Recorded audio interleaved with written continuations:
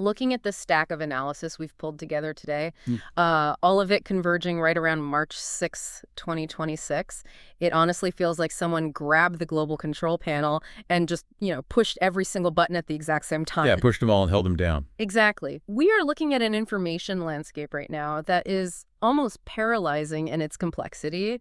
You've got geopolitical tectonic plates shifting overnight, economic indicators that literally seem to contradict each other within the same paragraph, Right. and a technological arms race that is simultaneously accelerating and, well, tearing itself apart over ethical boundaries. It is a barrage of systemic shocks. Mm. And the danger in moments like this, when the sheer volume of news is just this overwhelming, is that people tend to compartmentalize. Oh, absolutely. They read a headline about a conflict in the Middle East, right? And then they read a separate headline about a tech company in Silicon Valley, and they file them away in completely different folders in their mind. But the architecture of this specific moment in 2026 is defined by how rapidly a shock in one system cascades into all the others. And our mission today is to build a map for you, the listener, to navigate that exact cascade. We're going to take these disparate sources and weave them together because to understand what is happening to your wallet or your career or your portfolio right now, you really have to understand the entire board. You can't just look at one piece. No, you can't. We're looking at a major U.S.-Iran war that is completely upending global travel and energy logistics. We have a domestic labor market throwing off incredibly confusing signals where massive corporate turnarounds are happening right alongside a shrinking job pool. And the policy shifts. Yeah, the stealthy, under-the-radar policy shifts in Washington that will directly impact your tax returns and your health care.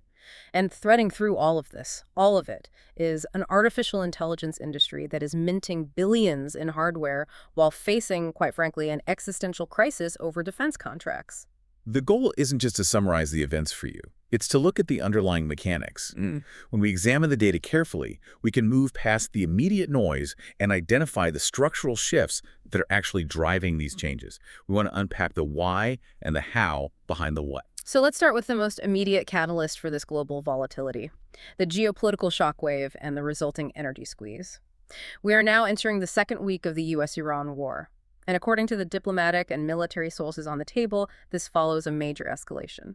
The U.S. and Israeli strikes. Right. The strikes that killed Iran's supreme leader, Ayatollah Ali Khamenei. Following this, President Trump took to Truth Social, posting a demand for unconditional surrender. He also outlined a vision for a post-conflict region using the phrase, "Make Iran Great Again," or MIGA. Before we unpack the strategic realities of that situation, I think it is essential that we state our absolute impartiality here. Yes, very important. We're strictly reporting the political and military developments precisely as they are detailed in our source material. We are not endorsing, nor are we condemning, the administration's strategic goals, the military conflict itself, or any specific political viewpoints surrounding it. Our sole directive is to convey the factual sequence of events and the stated policies so that you have a clear understanding of the baseline facts. I appreciate that clarification. It's vital we stay anchored to the source text. So, looking purely at the strategic reality on the ground based on those texts, we have a public demand for unconditional surrender.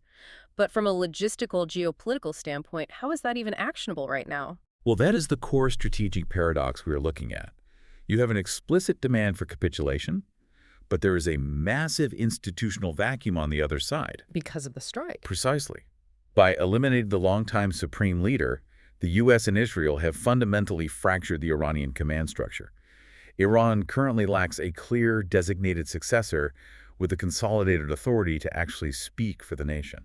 So even if there were a moderate faction or military leaders within the country who looked at the situation and decided that negotiating a ceasefire was, in their best interest, they literally don't have the mandate to do it. To whom do they surrender? Who signs the document? Who has the internal legitimacy to order their own decentralized forces to stand down? Nobody, right now. You are looking at a complex geopolitical stalemate where the opposing side simply doesn't have a recognized head of state to sit across the negotiating table.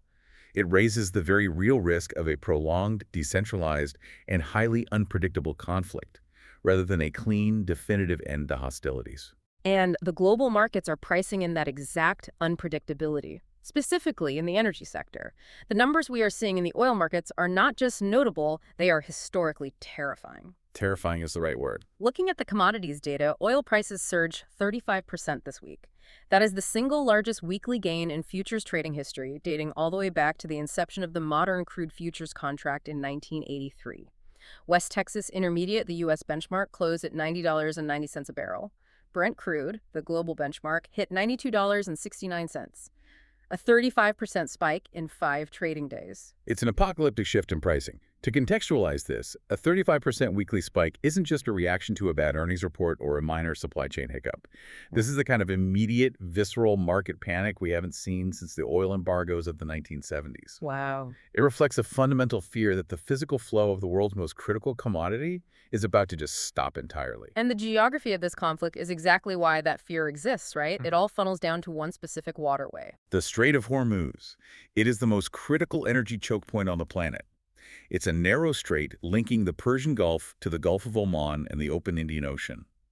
Roughly 20 million barrels of crude oil, which is roughly a fifth of total global consumption transit through that narrow passage every single day.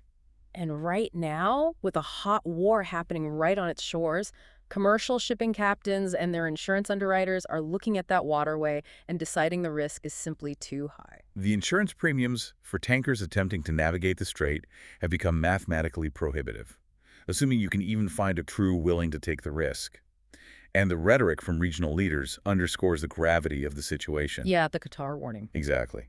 Our sources quote Qatar's energy minister, Saad Al-Kaabi, delivering a chilling assessment to the Financial Times. He stated that if tankers cannot safely transit the strait, Gulf exporters will be forced to halt production within a matter of days. He projects that crude prices could rapidly hit $150 a barrel. 150. Yes. And he explicitly warned that a sustained disruption of this magnitude could bring down the economies of the world. Bring down the economies of the world. That is incredibly stark language from a top official in one of the wealthiest energy-producing nations. All right. And we are already seeing the physical logistics breaking down, aren't we? The sources point out that Iraq has been forced to shut down 1.5 million barrels per day of production. Yes, and Kuwait is currently slashing their production as well. It's a pure logistical bottleneck. The oil isn't stopping because they don't want to sell it. It's stopping because they are literally running out of physical storage space. Because the ships aren't coming. Right. The massive tanks at the export terminals are full. Because the tankers aren't arriving to load the crude and take it to the global market, the entire system backs up all the way to the wellhead. You eventually have to cap the wells because there is simply nowhere to put the oil. While the physical oil infrastructure is grinding to a halt, the physical defense infrastructure is being told to hit the absolute limit of its capacity. The reports detail an emergency meeting at the White House featuring Defense Secretary Pete Hegseth and the chief executives of the world's largest defense contractors. We're talking Lockheed Martin, Boeing, BAE Systems, Northrop Grumman. The heavy hitters. The primary directive emerging from that meeting is an agreement to quadruple the production of what President Trump has designated as exquisite class weaponry. The term exquisite class is an important piece of defense taxonomy to understand. When the Pentagon or military contractors refer to an exquisite system, they are not talking about standard-issue 155mm artillery shells or basic infantry vehicles. Not the mass-produced stuff. Right. They're referring to highly advanced, deeply classified, and incredibly complex technological platforms. This includes things like stealth bombers, advanced precision-guided hypersonic munitions, and sophisticated multi-layered anti-missile defense networks. The kind of weaponry that requires incredibly specialized materials, highly cleared engineering talent, and a supply chain that takes years to establish. You don't just flip a switch and start stamping out stealth fighters like license plates. Exactly. Which makes the directive to quadruple production a monumental industrial challenge. The White House press secretary stated publicly that the U.S. currently possesses more than enough munitions to achieve its immediate strategic goals.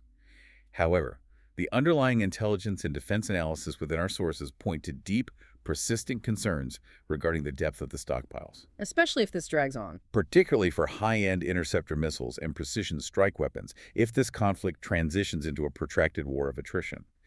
This meeting was a clear signal to the industrial base that the government needs them to radically accelerate their timelines, regardless of the supply chain friction.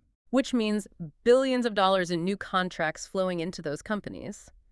But while the defense sector is ramping up, the ripple effects of the energy squeeze are hitting the civilian economy like a freight train. Let's trace how this geopolitical shockwave moves from a street in the Middle East directly to your driveway. The translation mechanism from global conflict to consumer pain is instantaneous at the gas pump. And the numbers from AAA confirm exactly how instantaneous it is. The average national price for a gallon of regular gasoline jumped 27 cents in just 1 week, hitting $3.25. But if you look at a tighter 3-day window within that week, prices saw an 8.5% increase. It's massive. To put that in perspective for you, that is the most aggressive 3-day spike in gasoline prices since Hurricane Katrina devastated the Gulf Coast refining infrastructure in 2005.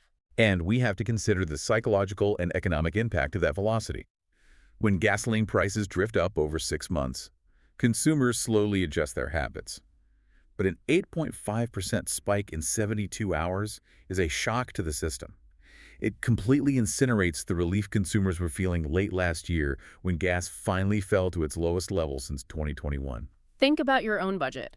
It's essentially an immediate, unlegislated tax on the middle and working class. If you commute to work, if you drive your kids to school, your baseline cost of living just increased significantly in a matter of days. And structurally, that money has to come from somewhere. When energy costs spike this violently, they consume a larger share of a household's disposable income. That means families immediately cut back on discretionary spending, dining out, buying new clothes, taking weekend trips. It just vanishes. The velocity of money in the broader retail economy slows down dramatically because everyone is spending their margins just getting back and forth to work. And if taking a weekend road trip is getting expensive, getting on a plane is about to become exorbitant. The aviation industry is in full scramble mode. We have United Airlines CEO Scott Kirby publicly warning investors of a meaningful hit to their first quarter financial results. And the culprit is jet fuel, which is now the airline industry's second largest operational expense, right behind labor. Jet fuel prices have skyrocketed 58%, hitting $3.95 a gallon. The situation with the airlines is a fascinating case study in modern financial risk management, or the lack thereof. A layperson might ask, why didn't the airlines buy financial insurance against an oil shock? Historically, airlines relied heavily on a practice called hedging. Right, locking in prices. They would use complex financial derivatives to lock in the price they would pay for fuel months or even years in advance. It was a way to guarantee their cost structure. But Scott Kirby explicitly noted that no one hedges anymore. Why would an entire industry abandon the one financial tool designed to protect them from exactly this kind of crisis? Because the specific mechanics of jet fuel make it incredibly difficult to hedge effectively without taking on massive financial risk. Kirby explained that attempting to hedge the crack spread has become a losing proposition. Okay, let's break that down, because crack spread is a very specific piece of commodities jargon. What exactly is it? It refers to the price differential between a barrel of raw, unrefined crude oil and the various petroleum products extracted from it, like gasoline, diesel, and jet fuel. It's called the crack spread because refineries use a process called fluid catalytic cracking to break the heavy hydrocarbon molecules in crude oil into lighter products. The spread is essentially the profit margin the refinery makes for processing the oil. So if an airline wants to hedge, they can't just buy a contract for crude oil because crude oil doesn't go into a jet engine. They have to hedge the final refined product. Exactly. And the refinery margins, the crack spread, fluctuate wildly based on regional refining capacity, seasonal demand shifts, and environmental regulations, completely independent of the baseline price of crude oil. So it's two moving targets. Trying to predict and financially hedge both the raw material and the refining margin became too complex and too expensive. Airlines were losing billions on bad hedges. So the industry consensus shifted. They decided to essentially buy fuel at the prevailing spot market rate. But that strategy leaves them completely naked and exposed when a geopolitical crisis causes a 58% spike in the refined product. They just have to absorb that massive sudden cost increase, and inevitably, they will pass that cost on to you and me in the form of higher ticket prices or reduced route frequency. But it's not just the cost of fuel that's hurting the airlines, it's the physical geography of the war zone. Airspace above the Middle East is just as critical a thoroughfare as the Strait of Hormuz is for shipping. Hubs like Dubai and Doha process millions of transit passengers moving between Europe, Asia, and Oceania. And with that airspace now heavily restricted or outright closed due to missile activity, over 25,000 flights have been canceled across the industry. The airlines are being forced into bizarre, highly inefficient rerouting strategies. The United Airlines data highlights this perfectly. They reported that they're suddenly booking over 1,000 passengers a day on routes from Australia and New Zealand to Europe. For context, last year, they booked less than one passenger a day on those specific routes. It illustrates the sheer desperation of global logistics. Passengers who normally would have flown a direct vector through the Middle East are now flying across the Pacific, landing in the United States, and then flying across the Atlantic just to get to Europe. It's a massive logistical nightmare that strains aircraft availability and crew scheduling. It's an incredible example of how a localized conflict immediately forces a massive reorganization of global movement, and we see an equally disruptive reorganization happening in the automotive supply chain. The data points out that major international automakers, specifically Toyota, Hyundai, and the rapidly growing Chinese automaker Chery, are highly exposed to this conflict. Combined, those three manufacturers control roughly 32% of the automotive sales market in the Middle East. And because commercial roll-off cargo ships carrying vehicles cannot traverse the Strait of Hormuz, the entire supply chain has to be diverted. The sources indicate this is adding a minimum of 10 to 14 days to transit times for both finished vehicles and critical manufacturing parts. And in modern auto manufacturing, a 2-week delay isn't just an inconvenience, it breaks the entire model. Absolutely. The automotive industry operates on a strict, just-in-time manufacturing philosophy. They do not maintain massive warehouses full of spare parts. The parts arrive at the assembly plant precisely when they are needed on the line. When you add 14 days of uncertainty to that delivery schedule, factories have to halt production. Dealerships run out of inventory. It severely damages quarterly revenues for these international brands. But the ripple effects in the auto industry aren't just about the physical delay of ships, it's also about consumer psychology and product strategy. And this brings us to what might be the most ironic, poorly timed corporate decision in our entire stack of sources today. Let's look at Stellantis, the multinational conglomerate that owns brands like Chrysler, Jeep, and Dodge. Their stock just took a massive hit, slumping 11%. And the market punishment is directly tied to their recent product strategy. Stellantis recently made a highly publicized pivot away from their aggressive electrification goals, deciding instead to reinvest in and focus on their traditional high-displacement internal combustion engines, specifically their famous HEMI V8 engines. They looked at a cooling EV market and decided to go back to what they knew: big, heavy, gas-guzzling trucks and SUVs. And they did this right at the precise moment that a geopolitical crisis sent the price of gasoline rocketing toward $4 a gallon. The timing is objectively disastrous. When gasoline prices spike aggressively, consumer demand for low-efficiency V8 engines plummets almost instantly. Buyers suddenly prioritize fuel economy over horsepower. So Stellantis finds itself in a precarious position. They're dealing with the same global logistical nightmares as their competitors, but they're uniquely burdened by a product lineup that is suddenly highly unappealing to cost-conscious consumers panicking at the pump. It's a perfect storm. It is a textbook example of how macroeconomic shocks can instantaneously invalidate years of corporate strategic planning. So we're watching 20th century physical supply chains, oil, cars, airplanes fracture under the weight of this conflict. But simultaneously, the most advanced 21st century technology is fracturing right alongside it. This takes us into the complex intersection of national security and Silicon Valley. Let's explore the AI battlefield, starting with what I find to be an incredibly fascinating contradiction: the Anthropic paradox. This situation represents perhaps the most significant clash between the ethical frameworks developed in Silicon Valley and the hard power realities of the Pentagon we've seen in the modern era. The Department of Defense has taken the extraordinary step of officially labeling Anthropic, one of the world's leading artificial intelligence startups, a supply chain risk. And this wasn't just a quiet bureaucratic memo buried in a procurement file. President Trump utilized social media to explicitly order all federal agencies to immediately cease using Anthropic's technology. Following that directive, Defense Secretary Pete Hegseth announced a mandated 6-month wind-down of any existing defense work utilizing their systems. The core issue here comes down to usage rights. Anthropic CEO Dario Amodei fundamentally refused the Department of Defense's requirement that the AI technology be allowed to operate in all lawful use cases without any built-in limitations. It is a clash of fundamental operating principles. Anthropic built its entire corporate identity around AI safety and strict ethical alignments. Their acceptable use policies are hard-coded into their models to prevent the AI from assisting in mass surveillance, destructive acts, or specific types of military operations. They view these limitations as essential guardrails for humanity.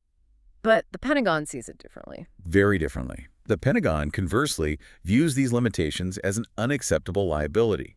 If the DoD purchases a capability, they demand the absolute flexibility to deploy it across the full spectrum of their operations, without a private tech CEO maintaining a remote kill switch based on personal ethics. That philosophical divide makes perfect sense. But here is the massive contradiction, the paradox buried in our sources. Despite this very public breakup and the supply chain risk designation, the reporting confirms that Anthropic's models were, in fact, utilized by U.S. forces in the latest attack on Iran. That is the crux of the paradox. The United States government actively deployed this specific AI technology in a kinetic military operation, presumably because it offered a distinct tactical or analytical advantage. Yet simultaneously, they are blacklisting the creator of that technology as a national security threat, precisely because the creator wants to restrict that exact type of usage. It highlights a deeply uncomfortable reality for the defense establishment. They are currently highly dependent on commercial, civilian tech companies for the most advanced capabilities. And Silicon Valley is not quietly accepting this new defensive posture. We are witnessing a massive rebellion from big tech. Amazon, which has poured $8 billion into Anthropic, and Google, which has invested $3 billion along with Microsoft, have all made very public declarations. They stated unequivocally that they will continue to offer Anthropic's flagship AI model, Claude, to their commercial non-defense customers. This is a watershed moment in corporate sovereignty. You have the three largest cloud infrastructure providers on the planet, collectively looking at a federal government mandate that labels a company a security risk, and choosing to openly defy the spirit of that mandate in the private market. They are drawing a very firm boundary. The Pentagon can dictate the terms of Pentagon contracts, but the Pentagon cannot dictate the software stack that Silicon Valley offers to the rest of the global economy. And Anthropic is refusing to back down either. Dario Amodei has stated they have no choice but to challenge the DoD supply chain risk designation in federal court. We are looking at a protracted legal battle that will define the boundaries between commercial tech innovation and government requisition.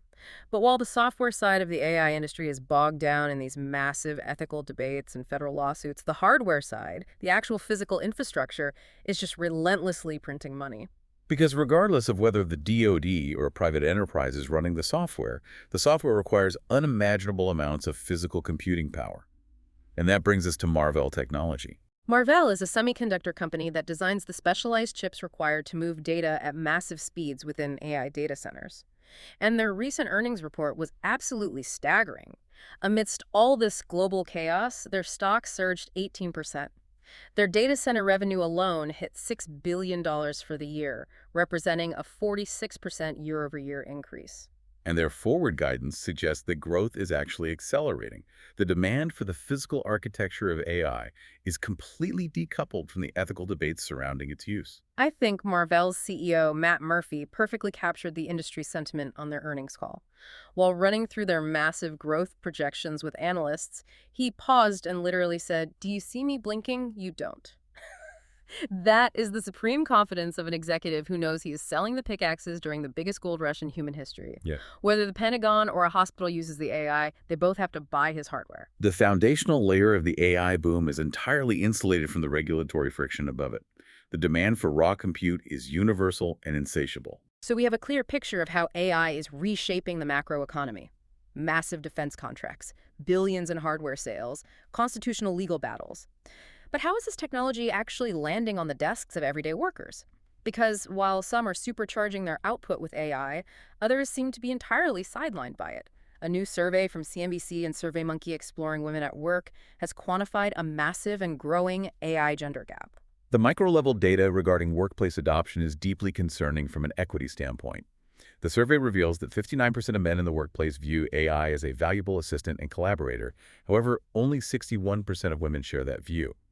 When you look at high-frequency usage, 14% of men classify themselves as AI power users, meaning they integrate it into their workflow multiple times a day. Only 9% of women fall into that category. Most alarmingly, almost two-thirds of women report that they never use AI at work, compared to 55% of men. And the survey digs into the psychology behind why this gap exists, and it reveals a fascinating cultural barrier. 50% of the women surveyed admitted that using AI to complete workplace tasks feels like cheating. Only 43% of men felt that same ethical hesitation. This metric gets to the core of how different demographics are socialized regarding productivity, merit, and claiming credit. If a significant portion of the workforce feels that utilizing an automation tool compromises their professional integrity or constitutes intellectual dishonesty, they will avoid it.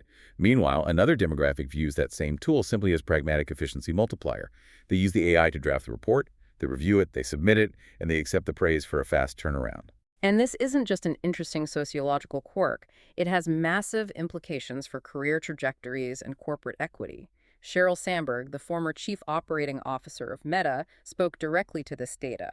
She warned that while AI will undoubtedly challenge the broader job market, it will be most catastrophic for the individuals who refuse to learn how to wield the tools. She explicitly cautioned that if women do not adopt AI at parity with men, it will dramatically widen the corporate gender gap. The mechanics of how that widening happens are straightforward. If men are aggressively utilizing AI to automate mundane data entry, synthesize reports faster, and accelerate their coding pipelines, their quantitative output will far exceed their peers who are doing the work manually. To management, they will appear vastly more productive. During annual reviews and promotion cycles, especially in those critical early career jumps to middle management, the employees demonstrating higher volume and faster execution will advance. If the AI adoption gap persists, it threatens to systematically undo decades of progress in workplace equity, not through overt discrimination, but through the uneven adoption of a daily utility tool. It is a quiet crisis unfolding in cubicles and home offices right now. And speaking of the broader labor market, let's zoom out and look at the overall health of the domestic economy, because the data we are getting is sending incredibly mixed and confusing signals. Let's look at the February jobs report, which you described during our prep as a perfect storm of statistical noise. The Bureau of Labor Statistics released the February numbers, and on the surface, they were undeniably weak. Non-farm payrolls contracted, falling by 92,000 jobs. Consequently, the unemployment rate ticked up to 4.4%. This is significant because it marks the third time in just 5 months that the U.S. economy has actively shed jobs. But the headline number, the loss of 92,000 jobs, doesn't accurately reflect a sudden wave of corporate bankruptcies, right? The context of those losses is crucial. We have to aggressively deconstruct the underlying data because the drop was heavily influenced by temporary, idiosyncratic drags on the labor market. First, we had severe, anomalous winter weather systems across large portions of the country. This physical reality wiped out 11,000 construction jobs from the ledger. You simply cannot pour a foundation or frame a roof in a blizzard. Second, there was a massive labor dispute, a strike at Kaiser Permanente that sidelined over 30,000 healthcare workers in California and Hawaii. Because this strike occurred during the exact week the BLS conducted its survey, those workers were counted as unemployed. So the healthcare sector, which has been the primary engine of job growth for the past year, suddenly registered a staggering loss of 28,000 jobs. So a massive chunk of that 92,000 drop is essentially a mirage. It's people who couldn't clock in because there was 2 feet of snow on the ground or because they were walking a picket line, not because their positions were permanently eliminated. That is correct. However, it would be intellectually dishonest to simply brush the entire report aside as a weather anomaly because there are very real underlying warning signs buried in the data. The most concerning metric is long-term unemployment. The average duration a person remains out of work. That number has surged to 25.7 weeks, which is the highest level we have seen since December 2021. So while we aren't seeing massive economy-wide layoffs, the friction of the labor market has increased dramatically. If you do lose your job, the data shows it is taking significantly longer to secure a new one. And this confusing, contradictory data puts the Federal Reserve in an incredibly difficult position regarding interest rates. We actually have 2 high-ranking Fed officials openly and publicly disagreeing on the correct path forward. On one side, we have San Francisco Fed President Mary Daly. Mary Daly is advocating for a position of patience and restraint. She is looking at the macro environment. Specifically, the fact that inflation is still persistently printing above the Fed's target rate of 2%. Furthermore, she points to the very real risk of the geopolitical shocks we just discussed. With oil spiking 35% in a week, the risk of a secondary wave of inflation driven by energy costs is high. She argues that the Fed cannot prematurely cut interest rates when inflationary pressures are still active, even if the jobs report looks weak. She wants to hold rates steady to ensure the labor market deterioration is real and not just a weather-related pothole. But then you have Fed Governor Stephen Miron, who is arguing the exact opposite position. He went on CNBC to argue that the Fed is focusing too heavily on flawed inflation metrics and not heavily enough on the softening labor market. He is pushing for immediate rate cuts, arguing that the neutral rate, the theoretical interest rate that neither stimulates nor restricts the economy, should actually be a full percentage point lower, somewhere around 3.1%. And Mirren's rationale for discounting the current inflation data is highly technical, but absolutely fascinating. He argues that the official inflation metrics, the numbers the Fed relies on, are currently being artificially inflated by data points that do not reflect the actual cost of living for a normal consumer. Yes, the portfolio management fee argument. Let's break this down because it completely blew my mind when I read it in the sources. It is a profound statistical quirk in how the Bureau of Labor Statistics calculates inflation for services. Think about portfolio management fees. The money an investor pays a financial advisor or a wealth management firm. These fees are almost universally structured as a percentage of assets under management, or AUM. If the stock market experiences a massive bull run, the total dollar value of the assets in that portfolio increases. Consequently, the dollar amount of the fee the advisor collects increases, even if the advisor hasn't done a single extra hour of work and even if they haven't raised their percentage rate. So if my retirement account grows from $100,000 to $120,000, my 1% fee goes from $1,000 to $1,200. I'm paying more money for the exact same service. Exactly. And the BLS inflation algorithms capture that higher dollar amount and categorize it as an increase in the cost of financial services. This pushes the overall inflation rate higher. Governor Mirren is arguing that this is a statistical illusion. The actual economy isn't overheating. The cost of a haircut or a plumber hasn't necessarily spiked. The inflation metric is simply reflecting a bull market inequities. He believes setting national monetary policy based on the rising fees of wealth managers is a critical error. But playing devil's advocate here, if I'm a normal consumer, I don't care about the academic debate over wealth management fees. I care that gasoline is $3.25 a gallon, my grocery bill is up, and my airline ticket just doubled. How can a Fed governor possibly look a consumer in the eye and say that inflation is a statistical illusion? And that is exactly the tension within the Federal Reserve. Mirren is looking at the core underlying structural inflation, while Daly is looking at the lived experience of the consumer and the risk of energy shocks. It's a debate over which data set reflects reality. And strangely enough, despite the high interest rates, the confusing job market, and the inflation debates, the American consumer is showing bizarre resilience. Retail isn't collapsing. It isn't. Look at the data from Gap Inc. They missed their overall quarterly earnings expectations, which generated some negative headlines. But when you look closer, the miss was largely driven by the temporary closure of 800 stores due to the same severe winter storms that impacted the jobs report. The underlying health of the brand is remarkably strong. Their flagship Gap brand actually saw sales increase by 8%. They are successfully executing a massive corporate turnaround, regaining cultural relevance and market share, particularly among younger Gen Z demographics, despite the challenging macroeconomic environment. And we see that same resilience in big-ticket items. The Manheim Used Vehicle Value Index, which tracks the wholesale prices that dealerships pay for used cars at auction, jumped 4% in February. That is a massive monthly increase. It's a highly predictive metric. A 4% jump at the wholesale level indicates that dealerships across the country are aggressively bidding up inventory. They are stockpiling cars because they anticipate incredibly strong consumer demand in the coming weeks. Despite the high cost of auto loans, dealers believe consumers are still willing and able to purchase vehicles. And the primary catalyst for that anticipated demand is the spring tax refund season. People get their checks from the IRS and they use them as down payments, which is the perfect pivot into our next area of focus, stealth policy shifts. Because the way those tax refunds are calculated this year involves a massive new policy, and unfortunately it looks like a massive trap for the average taxpayer. Let's talk about the overtime tax trap. This is a critical issue that intersects populist politics with administrative reality. President Trump recently instituted a highly publicized no tax on overtime deduction. It is designed to provide immediate tax relief to hourly workers. The structure allows a single filer to deduct up to $12,500 of overtime pay from their taxable income. For married couples filing jointly, that deduction doubles to $25,000. And according to the IRS data in our sources, the policy is incredibly popular. 43% of early tax returns already include Schedule 1A, which is the new specific form required to claim this overtime deduction. As a direct result, average tax refunds have spiked 10.6% compared to the same time last year, reaching an average of $3,742. People are absolutely seeing larger checks from the Treasury. Yep. However, the execution of this policy is deeply flawed, and it exposes millions of honest taxpayers to significant audit risk. The core problem stems from a regulatory decision by the U.S. Treasury. In order to rush the implementation of the policy, the Treasury waived the reporting requirements for employers for the 2025 tax year. Meaning that the standard W-2 form you receive from your employer at the end of the year, the form you use to file your taxes, does not explicitly break out your overtime pay. Exactly. Your W-2 does not have a separate, clearly defined box labeled overtime premium. It simply lumps all your earnings together. The burden of calculating the exact, legally deductible amount has been entirely shifted to the individual taxpayer.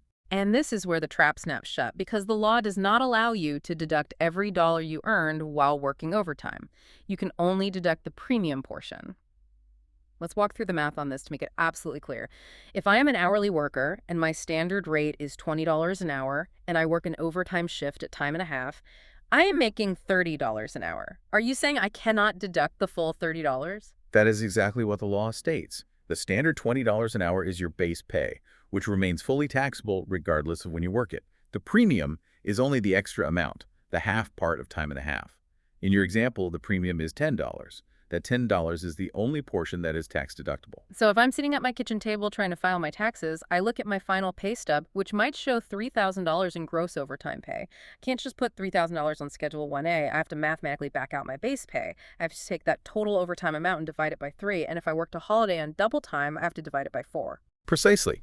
You must manually calculate the premium, and asking tens of millions of Americans to perform undocumented manual fractional division on their gross income to claim a deduction is a recipe for absolute administrative chaos. Tax experts within our sources are sounding the alarm. They warn that if a taxpayer simply guesses, or if they mistakenly deduct the gross overtime amount instead of just the premium, their tax return is mathematically invalid. It creates a massive vector for honest mistakes, which will inevitably trigger a wave of IRS audits.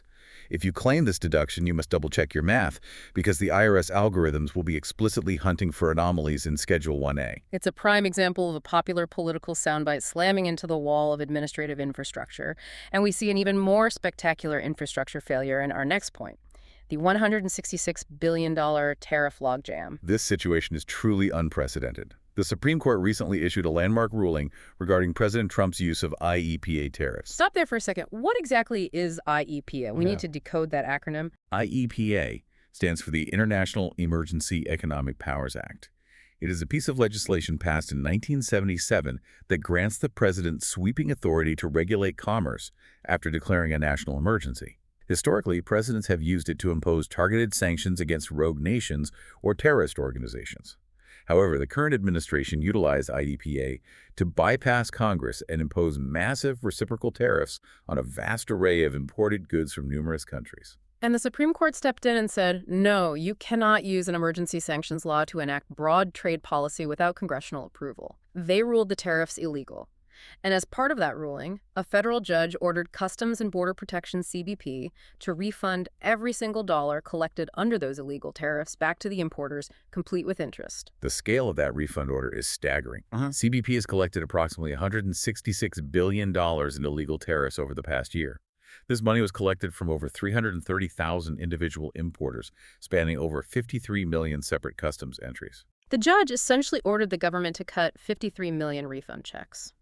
But CBP's response was basically, we physically cannot comply with this order. And they are likely telling the truth. The entire technological infrastructure of Customs and Border Protection is designed to ingest money, not to execute mass algorithmic refunds. They utilize a massive database called the Automated Commercial Environment, or ACE system. The ACE system simply does not possess a refund all button.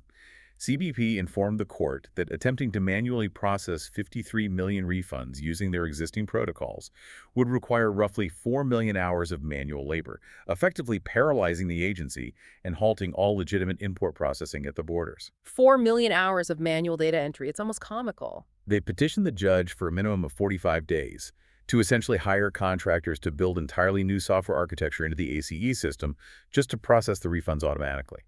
It perfectly illustrates how a clean, logical, legal ruling, return the stolen money, can completely break the outdated IT infrastructure of the federal government. While the custom software is breaking under the strain of a court order, Congress has been aggressively recoding the software of the national healthcare system. Let's examine healthcare's administrative attrition. Again, we must clearly state our absolute impartiality here.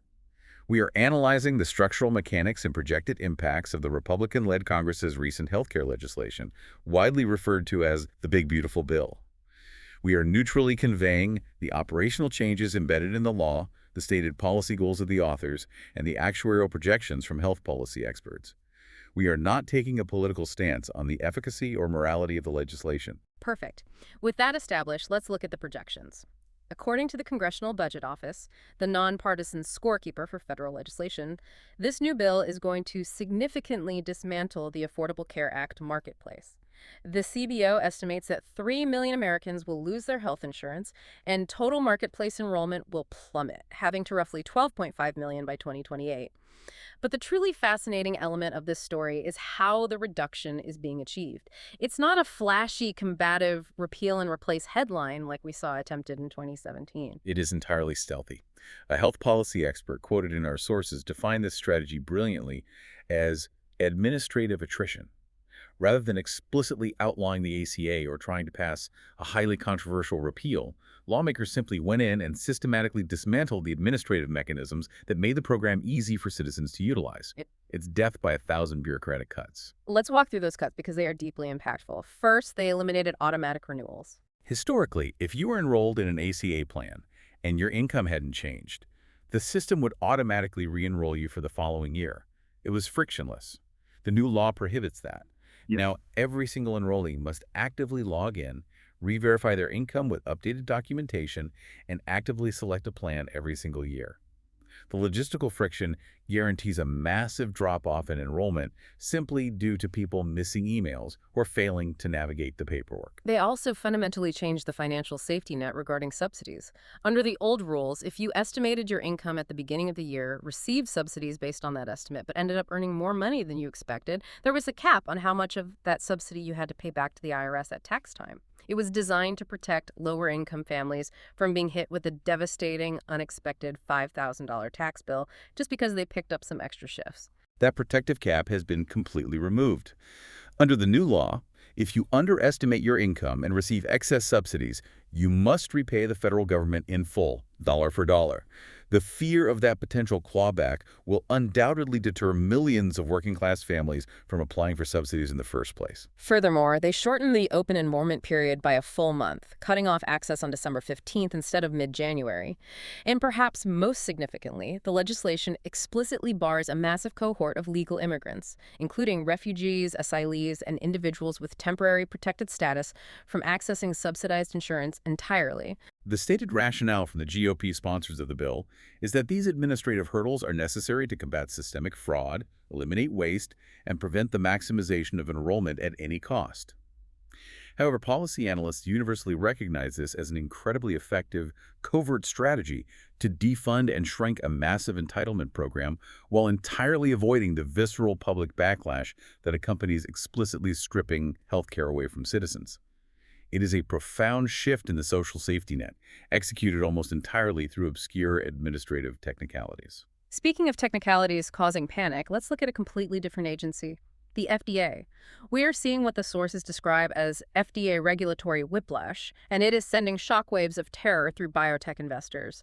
The reporting indicates that the FDA has recently rejected or discouraged the applications for at least 8 new drugs targeting rare, hard-to-treat diseases. This includes highly anticipated gene therapies from major biotech firms like Unicor and Denali Therapeutics. To understand why this is causing panic, we have to understand the historical context of how the FDA has evaluated drugs for rare diseases. When you are dealing with a rare disease like Duchenne muscular dystrophy or Huntington's disease, time is the enemy, and patient populations are incredibly small. You cannot easily run a traditional clinical trial with 10,000 participants over 5 years. Recognizing this, the FDA had previously demonstrated significant regulatory flexibility. They established pathways to approve drugs based on biomarker data. Let's define biomarker data for the listener. What does it actually mean in a clinical setting? A biomarker is a measurable biological indicator. For example, in a certain disease, the body might fail to produce a specific vital protein. If a biotech company develops a gene therapy and a simple blood test shows that the therapy is successfully causing the body to produce that missing protein, the biomarker, the FDA would often grant accelerated approval. They would essentially say, the blood chemistry shows the drug is doing what it's supposed to do, so we will allow patients to access it now, while you conduct the long-term observational studies to prove it extends life. It's a pragmatic approach. It balances the need for scientific rigor with the desperate urgency of patients who are dying. But suddenly, the FDA is violently reversing course on this philosophy. They are. The FDA informed Uniqure, a company developing a highly anticipated gene therapy for Huntington's disease, that they would no longer accept external comparative data or biomarker evidence for approval. The agency is suddenly demanding that these companies execute traditional, randomized, double-blind, placebo-controlled clinical trials. They want to measure long-term functional outcomes, like how long a patient can walk, rather than just checking protein levels in the blood. And this abrupt reversal in guidance is exactly what terrifies the investment capital that funds these cures. Developing a gene therapy is an incredibly precarious financial endeavor.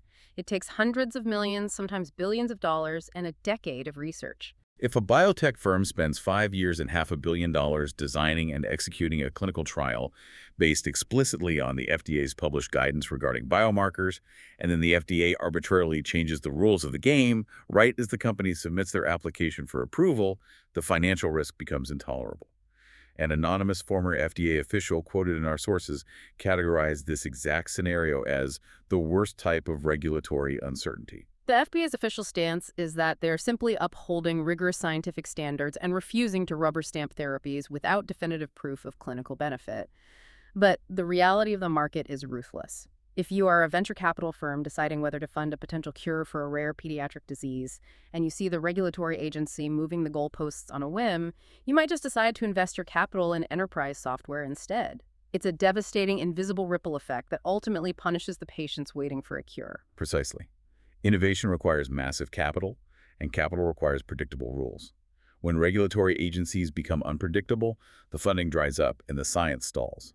Which perfectly sets up our final area of focus today, Segment 6, Navigating the Chaos, a Learner's Guide to Markets. Because if you are an individual investor looking at this landscape, a hot war in the Middle East, unpredictable inflation math, stealthy tax traps, tariff log jams breaking government software, and regulators changing the rules on billion-dollar industries, your instinct might be to liquidate your 401k and hide the cash under your mattress. But let's look at the actual historical data, our first lesson. Stock market volatility is normal. It is entirely normal and historically expected, even though it feels profoundly nauseating in the present moment. Amidst the very real fears of the Iran conflict and the 35% spike in oil, we saw the S&P 500 drop 1% or 2% in a single trading session. Financial media immediately frames that as a crisis. But an analysis from Morningstar provides some vital, grounding statistical comfort. They looked at the market data since 1996. Over that time span, the S&P 500 has fallen 1% or more on 1,001 different trading days. That averages out to roughly 33 days a year. Furthermore, it has dropped 2% or more on 313 separate occasions. Those are incredibly reassuring numbers. A 1% drop isn't a systemic collapse, it's just a Tuesday in the market. And the long-term trend makes that volatility look like minor static. The Morningstar data points out that despite those 1,001 days of painful losses, if you had simply invested $10,000 in an S&P 500 index fund back in 1996 and never touched it, that investment would be worth $191,744 today. The long-term compounding growth absolutely dwarfs the daily geopolitical volatility. The historical resilience of the broader index is undeniable. However, acknowledging that long-term trend does not mean that all asset classes are currently safe, or that investor psychology is healthy right now. The risk appetite in the market, the willingness to bet on unproven speculative growth, is demonstrably dead. We can see this clearly in the failure of Robinhood's new venture fund, trading under the ticker symbol RVI. Robinhood launched this fund with a massive marketing push. The premise was to democratize venture capital. They wanted to give retail investors, normal people, the ability to buy shares in private, highly valued pre-IPO tech companies like Databricks or Revolut, the kind of access usually reserved for billionaires and institutional funds. In a zero-interest rate environment characterized by tech euphoria, a fund like that would likely have seen massive inflows. But launching it on the exact same day that missiles are flying in the Middle East and oil is spiking 35% was catastrophic. On its very first day of public trading, the RVI fund tanked 11%. When retail investors are watching their gas bill and grocery bill climb, they do not allocate their capital toward highly speculative, illiquid venture funds. They retreat to safety. So if you are that investor, if you are nervous about the volatility and you have cash that you need in the short term, say for a down payment on a house in the next 6 months to 2 years, where do you actually park that money? Financial advisors broadly agree that exposing short-term capital to equity market volatility is a mistake. The sources point to two highly secure yield-generating alternatives. First, the U.S. government debt market, specifically 3-month Treasury bills. They're currently yielding around 3.6%. They are backed by the full faith and credit of the government, and critically, the interest generated is exempt from state and local taxes, which increases the effective yield. Alternatively, for absolute immediate liquidity, high-yield savings accounts are currently offering interest rates around 4.09%. You aren't going to get rich, but you are protecting your principal while generating a respectable return above inflation. But what if you don't trust the government debt? What if you look at the war, the inflation debates, and the gridlock, and your brain defaults to the oldest financial panic response in human history? I need physical gold. We have to discuss the gold trap. Because buying physical gold in the modern internet era is fraught with predatory pricing. The spot price of gold right now, the actual global market value, is hovering around $5,093 an ounce. But if you log on to Amazon right now and search for a gold bar, say you find a standard 1-ounce Pampswoosh bar from a third-party seller, you are absolutely not paying $5,093. You are likely paying an astronomical premium designed to exploit your fear. The sources cite a specific example of an Amazon seller listing that exact 1-ounce bar for $7,399. That represents a 45% markup over the intrinsic spot price of the gold itself. A 45% markup. That means the price of gold would have to rally 45% just for you to break even on the purchase. Listen to me very carefully. If you want to buy gold as a hedge against inflation or geopolitical chaos, do not throw a physical gold bar into your Amazon cart right next to your paper towels and dog food. It is a catastrophic financial decision driven by algorithmic convenience. If you are determined to hold physical metal, our sources advise looking at bulk retailers like Costco, where the markup over spot price is strictly controlled, usually between 1% and 2%. Or look into establishing a gold IRA, where institutional custodians manage the acquisition, storage, and pricing fairly. But whatever you do, do not get scammed by massive convenience markups during a moment of global panic. A moment of panic is precisely when you need to be the most analytical, the most disciplined, and most skeptical about fees, markups, and the exact mechanical nature of what you are purchasing. We have covered an unbelievable expanse of ground today. Let's briefly retrace our steps to see the full map. We started with the sheer scale of the U.S.-Iran conflict, dissecting the demands for unconditional surrender amidst a total vacuum of Iranian leadership. We tracked how that specific geopolitical instability instantaneously shocked the global energy markets, spiking crude oil by 35%, sending consumer gasoline prices rocketing toward $3.25, and forcing the aviation and automotive industries to completely restructure their global logistics and supply chains overnight. We then pivoted to the technological sector, examining the profound contradictions within the AI industry. We saw the Pentagon clashing with Silicon Valley ethics over Anthropic, while the foundational hardware boom driven by Marvell technology continues unabated. We explored how this technology is actively widening the gender gap in the workplace. And finally, we navigated a domestic economy defined by contradictory data, a confusing jobs report, a divided Federal Reserve arguing over inflation mathematics, and massive, stealthy shifts in domestic policy affecting overtime taxes, tariff infrastructure, and healthcare administration. It is a staggering, interconnected web. Which brings me to a final provocative thought I want to leave you with as we wrap up. Let's call it the illusion of isolation. We are heavily conditioned by the media and our own psychology to think of the world in neat, separate buckets. We think a global conflict is over there. We think corporate boardroom decisions are isolated to Wall Street. We think domestic tax policy is just paperwork in Washington. But if today's deep dive proves anything definitively, it's that those buckets are a complete fiction. A missile strike in the Middle East directly dictates the wholesale price a dealership is willing to pay for a used car in Ohio. That same conflict dictates the bizarre, circuitous flight path of an Australian tourist trying to get to London. It forces the strategic hand of an AI lab in Silicon Valley, and it destroys the inventory strategy of a legacy car manufacturer in Detroit. Mhm. I want you to mull this over as you look at the headlines tomorrow. In a modern economy where every single supply chain, every data stream, every regulatory framework, and every energy route is so impossibly tightly wound together, is there actually any such thing as a local event anymore? Or are we all just experiencing different, highly localized symptoms of the exact same global shockwaves? It is a profound framework for viewing the world. Recognizing and understanding those invisible connections is the only effective way to navigate this level of systemic volatility without being overwhelmed by it. That is the goal. Thank you so much for taking this deep dive with us today. We encourage you to stay insanely curious, keep asking the hard questions, and remember that the absolute best defense against the paralyzing effects of information overload is simply taking the time to understand how all the pieces fit together on the board. We'll catch you on the next one.